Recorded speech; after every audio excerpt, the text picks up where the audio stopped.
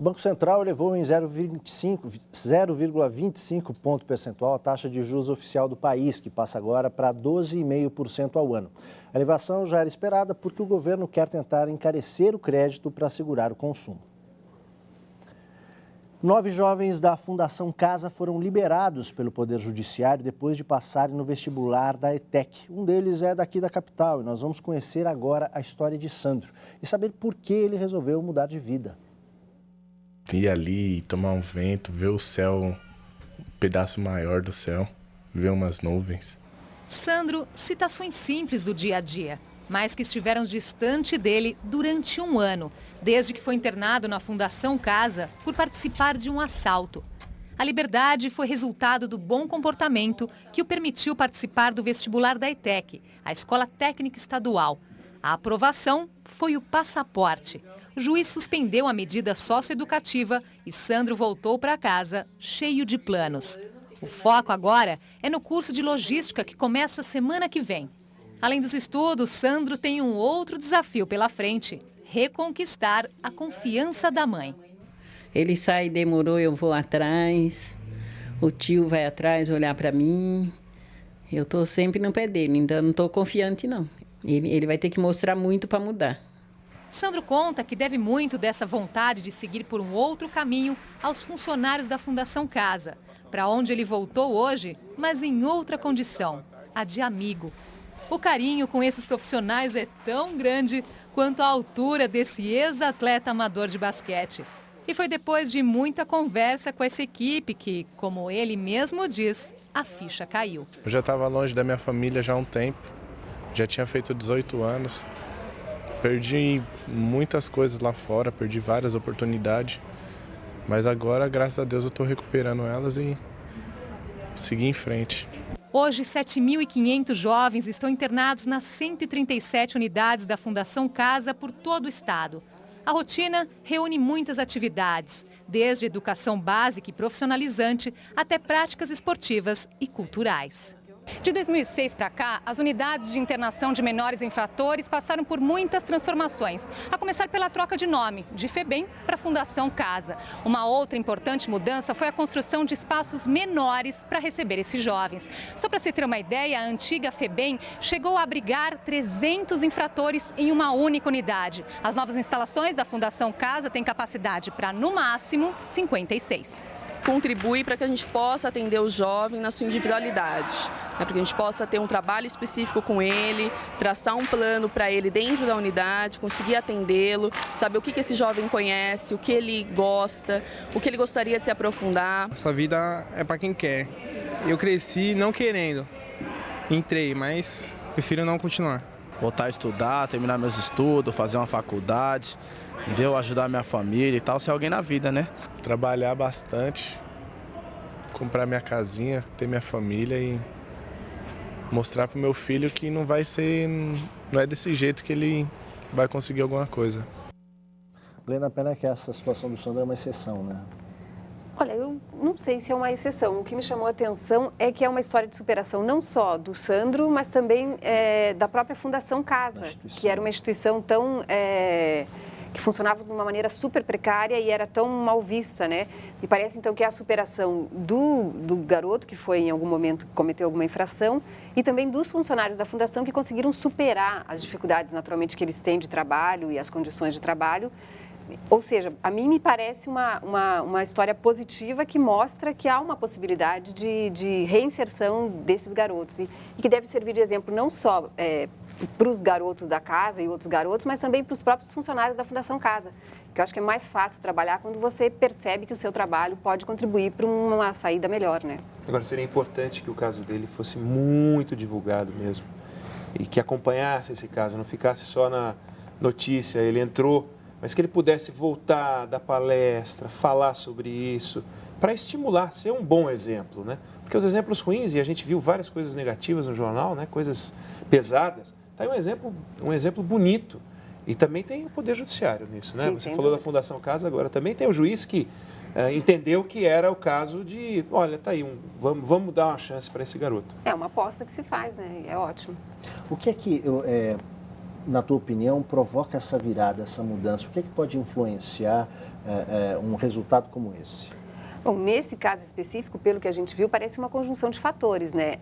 O juiz apostou, né? O judiciário apostou, a decisão do judiciário foi no sentido de apostar na reinserção e na recuperação do Sandro. Ele se mostrou disposto a se reinserir na sociedade, quer dizer, fez uma opção, digamos assim, por uma reinserção, e os funcionários da Fundação Casa, da instituição, pelo menos essa unidade, parece que conseguiram realizar um belíssimo trabalho. Então, eu acho que é uma conjunção de fatores, né, nesse caso. E tem uma história que é um pouco paralela, que é o depoimento da mãe.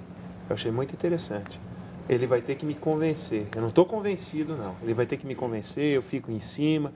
Esse é o papel dos pais. Quando a gente falou de responsabilidade, esse é o papel dos pais. Desde criança, eu me lembro de uma reportagem que eu vi uma vez, que o garoto foi preso. O garoto, não era um garoto, era um maior de idade. Ele foi preso e foram entrevistar a mãe, mas você não tinha ideia de que o seu filho estava envolvido no crime? Tinha uma motocicleta na garagem, tinha uma bicicleta na garagem, ele tinha tênis novo. Puxa vida, ela não proporcionava isso. Ele não trabalhava. Puxa, como é que ele convivia? Como é que ela convivia com essa mudança de hábitos e tal? Então, o papel dos pais é muito importante. É importante, é bonito o depoimento dela dizer, eu vou ficar de olho nele. É bacana. Tem aqui do Twitter, o Paulo Enéas pergunta qual tipo de infração ou crime o tal Sandro cometeu, nas palavras dele. Olha, a Fundação Casa não divulgou essa informação, até para não estigmatizar, enfim, o jovem que está tentando construir a vida dele a partir de agora, reconstruir a vida, né? O Edu Moreira, 79, ele faz aqui uma provocação, ele diz o seguinte, Fundação Casa, FEBEM, mudar o nome muda a coisa?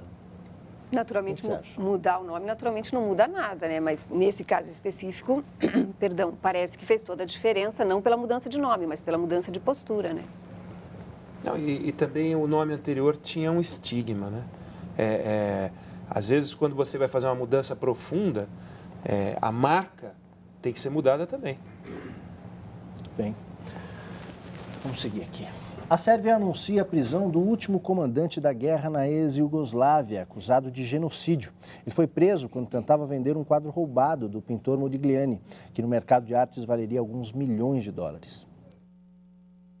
Goran Hadžić foi preso nesta quarta-feira ao norte da capital da Sérvia, Belgrado. Durante a Guerra dos Balcãs, no início dos anos 90, Hadžić comandou tropas sérvias que tentavam impedir a independência da Croácia. Entre outros crimes, ele é acusado do extermínio de centenas de civis e a deportação de milhares. A captura de Hadžić acontece menos de 2 meses depois da prisão do ex-líder militar sérvio, Ratko Mladić, julgado pelo Tribunal Internacional de Haia, na Holanda, pelo massacre de milhares de pessoas. A prisão de Hadžić abre caminho para a entrada da Sérvia na União Europeia, já que o fim da proteção a criminosos de guerra é uma das exigências para o ingresso no bloco. Glenda, qual é a importância que essa prisão tem? Essa prisão é super importante, né? A noção de crime de genocídio é uma noção que vem sendo construída desde de meados para o final da Segunda Guerra Mundial. Esse conceito, essa designação, ela foi cunhada por um advogado judeu polonês que se referia ao genocídio dos armênios. O nome dele é Rafael Lemkin, né? Ele cunhou essa expressão em 44 e em 48 esse conceito já foi reconhecido como conceito legal pela comunidade internacional. E essa prisão mostra claramente um avanço nesse aspecto da responsabilização. Os estados são responsáveis pelos crimes que acontecem. Nesse caso, o Estado tem a responsabilidade, como qualquer outro Estado em que tenha havido guerras civis, conflitos, ou outro tipo de evento que tenha resultado em graves violações de direitos humanos, os Estados têm essa responsabilidade perante a comunidade internacional e perante a própria sociedade de levar a julgamento esses criminosos. Então, é um passo super importante e, se você pensar num contínuo da Segunda Guerra Mundial para cá, sinaliza naturalmente um avanço da humanidade. Você quer comentar? O único comentário é que a reportagem observou bem, abre caminho, essa prisão abre caminho para a Sérvia entrar para a comunidade, porque a lista de exigências é maior do que só a prisão, né? Tem mais coisas, tem o combate à corrupção, que lá é muito complicada também, então tem outros itens, a lista de exigências da Sérvia ainda existe.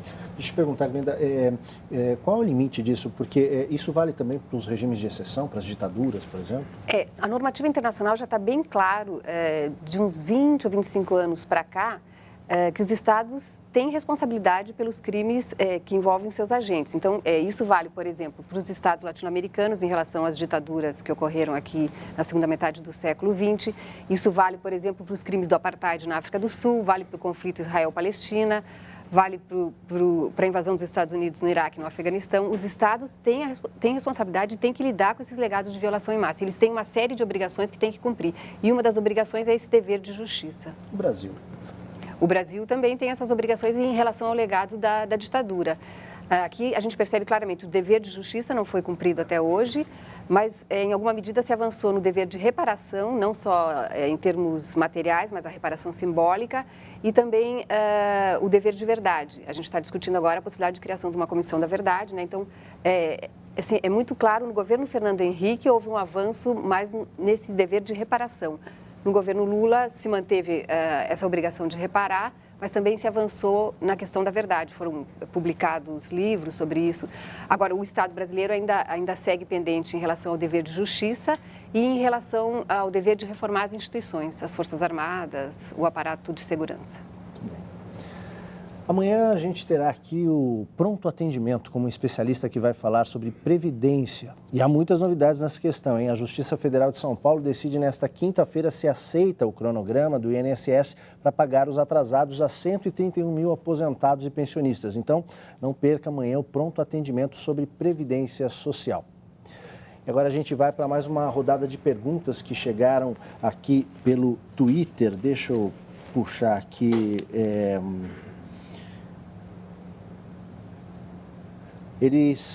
Aqui a Giva Xiste pergunta o seguinte, vocês viram a estrutura oferecida lá, por que não ofereceram isso antes nas escolas, falando da questão da Fundação Casa, que a reportagem descreveu as aulas ali, né, que os internos são submetidos e tal, por que não oferecer isso nas escolas? Bom, acho que as escolas... Não são coisas excludentes, naturalmente, né? Seria perfeito, seria maravilhoso se a gente pudesse também estar dando a notícia de que nas escolas a gente atingiu um grau de excelência. Nós não estamos falando de um grau de excelência também na Fundação Casa, nós estamos falando, como a Glenda observou, um exemplo de superação. Nas escolas, se a gente for procurar, nas escolas públicas, a gente vai encontrar exemplos de superação também. Você acha que um investimento em educação é suficiente para reduzir esse tipo essa ação coercitiva que leva os jovens à necessidade de internar esses jovens? Não, o investimento em educação é muito necessário, mas obviamente não é o único investimento que deve ser feito, né? Não é possível evitar também todo tipo de delinquência e crime, né? Olha, o jornaleiro BR pergunta o seguinte, pais separados acarretados, preocupados com o trabalho, né, a ponto de não ver os filhos durante a semana, conseguem ter controle dos filhos em relação àquela responsabilidade, né? Falamos agora há pouco em relação ao caso do Sandro e também do toque de recolher. Ele está falando do toque de recolher, né? A responsabilidade dos pais, a partir do momento que eles se tornam pais, eles têm a responsabilidade, ponto. Se eles são separados, se eles não são separados, se eles têm que trabalhar 18 horas por dia, 7 horas por dia, eles têm que cuidar dos filhos deles. Eles entregam, sim, para o Estado, há uma entrega para o Estado quando você sai nas ruas, quando você vai pegar um ônibus, quando você vai para algum lugar. É claro que o Estado é responsável por sua segurança, a segurança dos seus filhos. Agora, fazer leis que impedem as crianças, no caso nem são crianças, né? Não tem criança de 8 anos às 11 horas da noite. Nós estamos falando de pessoas de 16 anos, 15, 16 anos nesse horário. Cabe aos pais decidir se eles vão ou não deixar os seus filhos na rua nesse horário. Só antes de você comentar, Glenda, Daniel Aveiro diz o seguinte, acho mais inteligente, ainda sobre essa história do toque de recolher, ele diz o seguinte, acho mais inteligente recolher os delinquentes das ruas e não as pessoas que estão na cidade para se divertir. Né? Eu devo confessar que me incomoda muito essas construções, controle dos filhos, recolher as pessoas, né? São seres humanos, os pais não controlam os filhos, os pais devem educar, amar os filhos. Recolher as pessoas também é complicado. As palavras, elas têm força, né? Então... É um assunto polêmico, a gente vai voltar aqui com certeza com outras reportagens a falar disso. Obrigado pela participação de vocês, Glenn e Eduardo. Boa noite para vocês. E o Jornal da Cultura termina aqui e deixa um boa noite especial para os animadores de computação gráfica. Eles não perderam tempo e hoje produziram e divulgaram uma pequena história sobre a mulher do bilionário Murdoch. O desenho começa com ela defendendo o marido na comissão do parlamento britânico, fato que ocorreu ontem, quando o homem tentou acertar uma torta na cara do magnata. Com um golpe quase de Kung Fu, ela conseguiu parar o agressor. Boa noite a todos.